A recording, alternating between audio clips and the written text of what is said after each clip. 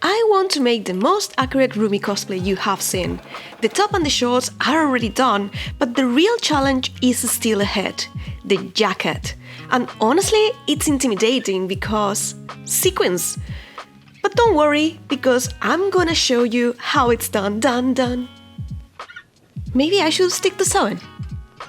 In my last video, I already talked about sequin fabric, but it seems I forgot to mention how comfortable it seems to be, according to my cat Millie at least. But do not be fooled, I believe this fabric was created by demons and it requires a few extra tricks to sew it correctly, or at all. But don't worry, because I am gonna tell you all my tricks for it.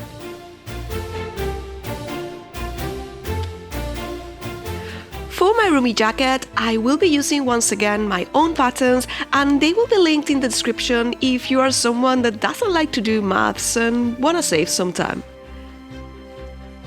They definitely scam me with this piece of fabric. And it's too short. I thought. Don't worry, the length details are included in the instructions.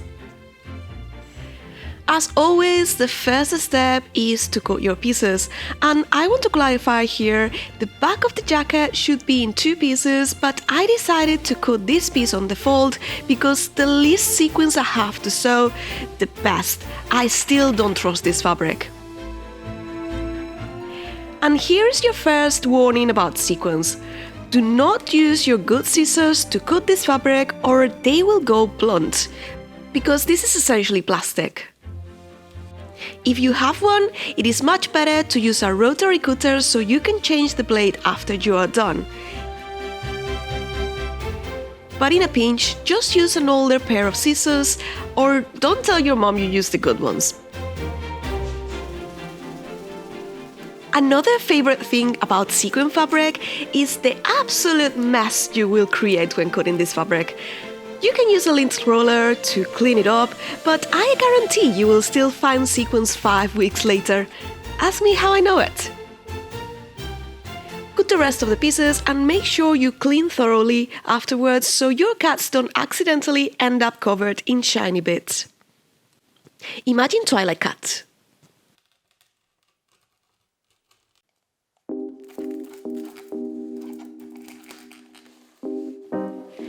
I am going to show you how to assemble the jacket in a moment, but you may want to consider adding the gold details first, or at the very least the ones on the arms. These will be way more difficult to reach once it is sewn. And I actually did a few tests, so you don't need to do them. There is some crazy people out there recommending you to glue the pieces, and I would like to see how much that actually lasts. I am going to be sewing mine by hand, because I want my cosplay to be high quality, like something the Huntrix girls would wear. It is actually quite easy, you simply have to sew around the trim, hiding the thread as best as you can. I did try using invisible thread and normal thread, and in the end I decided the normal thread was actually good enough and way easier to handle. But don't worry, you don't need to sew it by hand. If you want, you can also use your sewing machine and a wide zigzag stitch. Just make sure you are using the correct needle for sequins, which is a fine point needle like this 7010. Are you ready to assemble the pieces? Well, I am not, because chances are your fabric is going to be see-through like mine. I could of course sew it like this because I am going to be adding a lining, but I think it would be a better idea if I flatline it now. It's going to look nicer and it is actually going to be so much easier to sew later. It is a little bit of extra work, but I guarantee it's going to make all the difference. And don't forget to use your special needle for sequins, it only takes a few seconds to change it.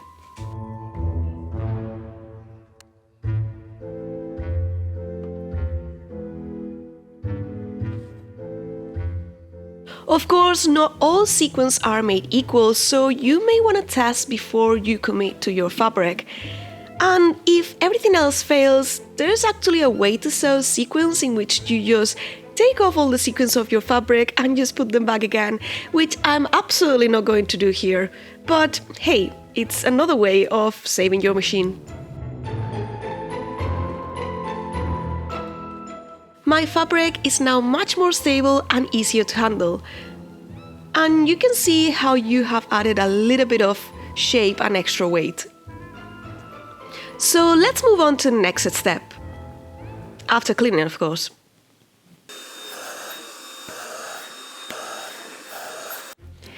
This part is now super easy. You simply have to put the front and back pieces right sides together and sew them at the top and the sides like a normal jacket.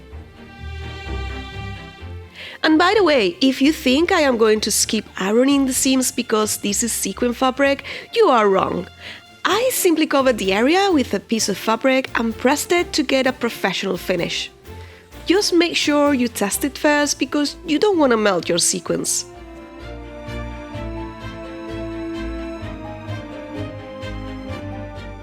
For the sleeves, you simply have to fold them in half and sew them to create a tube.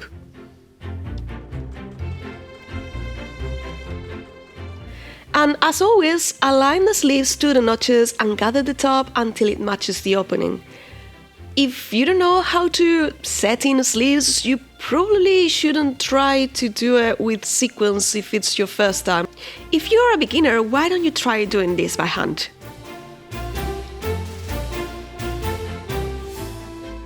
And here's one of the secrets of my jacket: shoulder pads. Shoulder pads are actually really easy to install. You simply want to align them all the way to the edge of your seam allowance and just sew them loosely.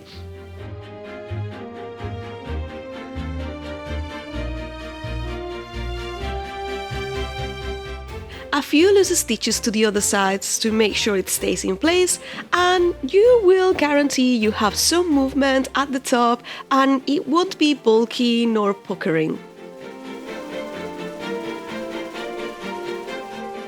Of course, if you are going to add shoulder pads to your jacket, you want to make sure you are using a pattern that has specifically created this space for the shoulder pad, because otherwise your jacket may not fit properly. Lucky you, I made my pattern for this specific purpose. And with the jacket done, it is time to add the lining. Do not worry, because I am about to mess it up. Yes, I mess it up a lot. You see, I decided to sew around the lining, including the cuffs, and it turns out that is not how you do it. Who would have thought? Make sure when you sew it, just sew around the edge, leaving a gap at the back to tone your fabric, but do not sew the cuffs. I am sure there is a way to sew the cuffs by machine, but I decided that it would be much easier to simply sew it by hand. And if you have been paying attention, I have already shown you how to sew the trim. In my case, I wanted to make sure the edge was even, so I decided to add it afterwards. As I am sewing it by hand, it's not gonna make much difference, but if you decide to do it by machine, I recommend you to do it before you add the lining.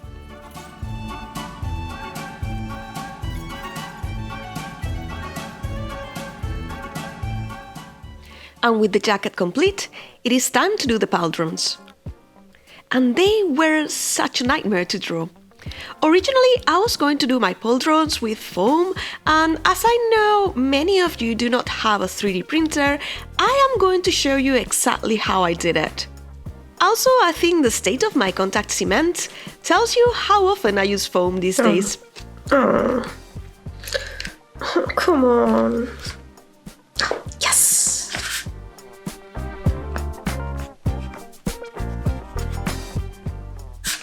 Maybe not.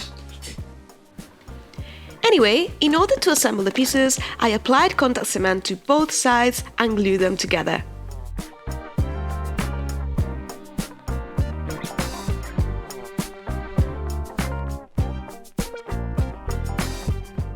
Don't forget to sand the edges if you want a super even and round edge. You can also shape the piece with a heat gun and smooth any uneven edges with your rotary tool again.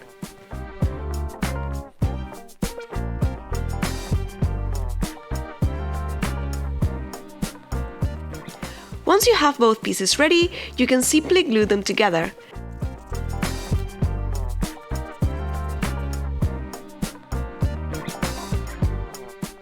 And for your entertainment, here I am once again testing techniques so you don't have to do it at home.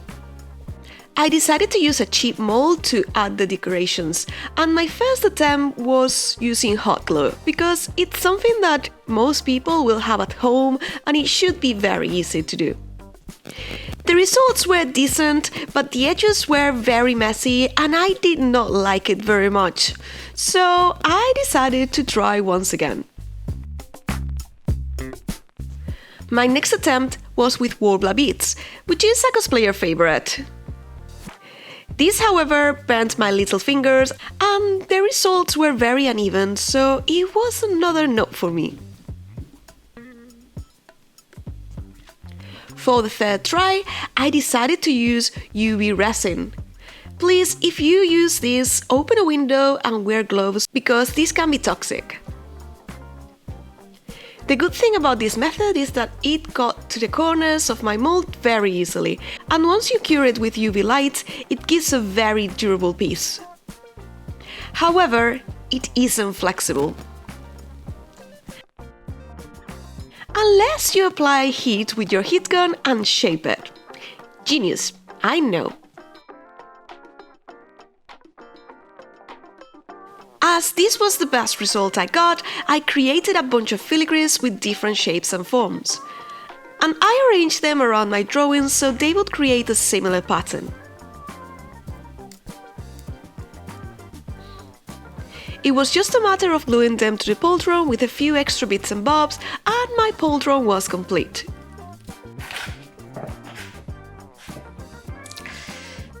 I like it, but it's not exact. I think I'm gonna 3D print it. Don't get me wrong, my pauldron was absolutely wearable, but I will have needed to spend way longer to make it look how I wanted, not to mention cutting all the other little pieces.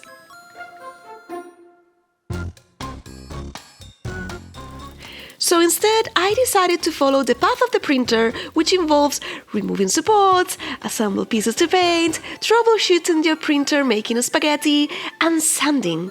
Lots of sanding.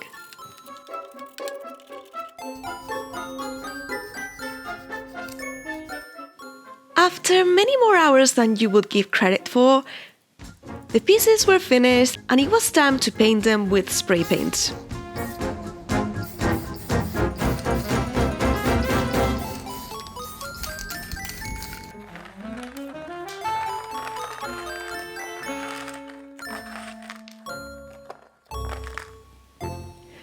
I tried cutting a straight piece for the harness and inserted all the pieces, but I did not like it and tried again with a curved strap.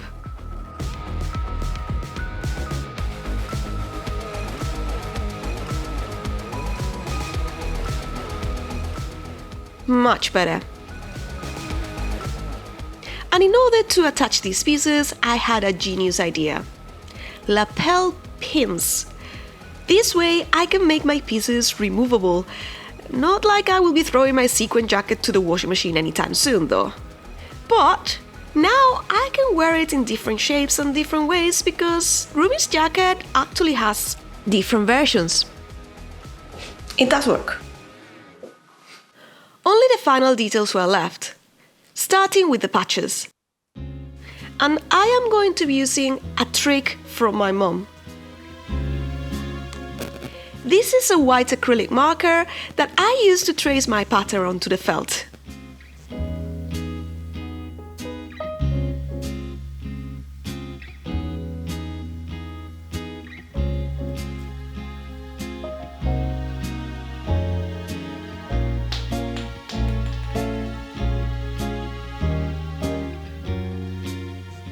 And I will be using embroidery floss for the decorations. Do not forget you need an embroidery needle to do this, or you will go crazy trying to thread this in that tiny hole.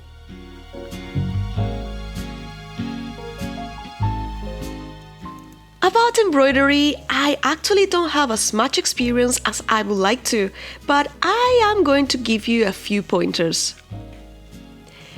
This is called a split stitch, and you simply go back on your previous stitch, getting the needle out in the middle of the stitch.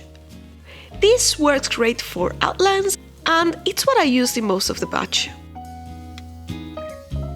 And you will also notice that I am using an embroidery hoop, and when I move my hands, there's always one hand that is at the top and the other one is underneath to push my needle through the felt. You actually do not need a hoop to do this, but it helps a lot. Once you have your outline, you can fill in the gaps with a satin stitch. And this one is even easier because it simply goes from one side to the other, placing your stitch as close to the previous one as you can.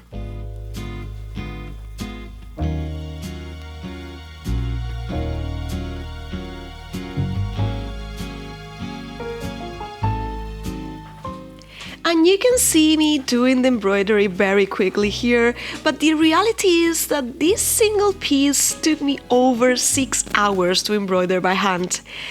And when I finished it, well... Only this batch took over 6 hours. And I pretty much hate it. But we are gonna go with it. So... yeah, I think I'm gonna put some interfacing on the back, see if I can save it. And I don't care, I just want to finish. Like, it looks terrible. Why? I know, it doesn't look so bad, but I do have very high standards and a very good embroiderer to compare myself to. You see, my mom always said embroidery always looks better once you iron it, so let's just try that. Here I am adding interfacing to the back to make it stiffer. And once I cut the excess fabric, it actually was looking much better, so I am happy I followed her advice. I also sewed the sides of the stud to shape it to my shoulder, and once again I made sure it fits.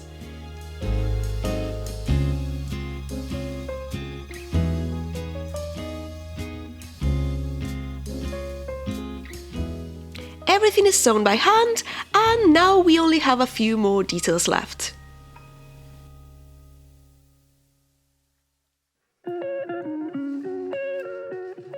The closure at the front I attach with press studs, and the chains use more pins and small stitches.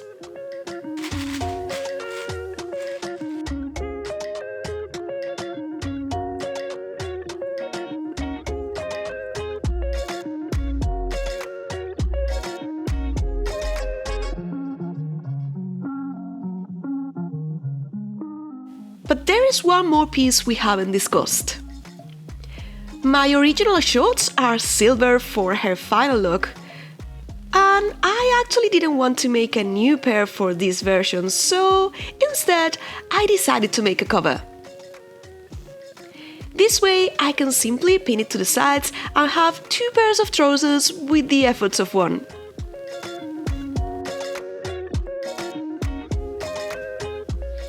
I attached all the missing extra details, and my cosplay was finally ready for the reveal.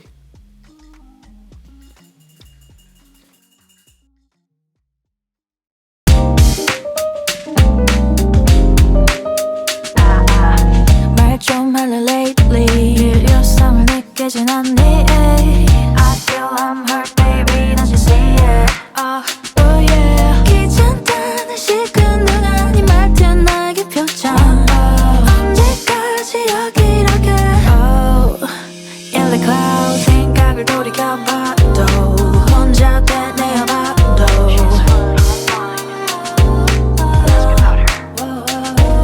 추억을 돌이켜봐도 그때 우리를 봐도